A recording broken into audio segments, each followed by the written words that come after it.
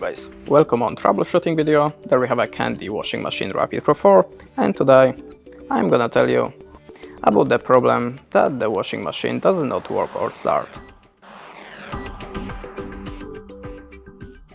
So if your washing machine didn't start, at the start make sure that the product is plugged to the supply socket. So just check that you have electricity in your device.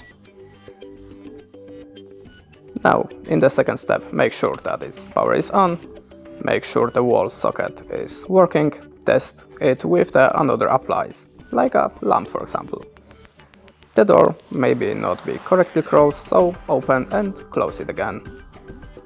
Check whether the required program was correctly selected and the start button pressed. And the last step, make sure the washing machine is not in the pause or time delay mode. To turn off the delay mode, just turn off your washing machine for a few seconds. And that's it. Thanks for watching, leave us a like or a comment, and goodbye.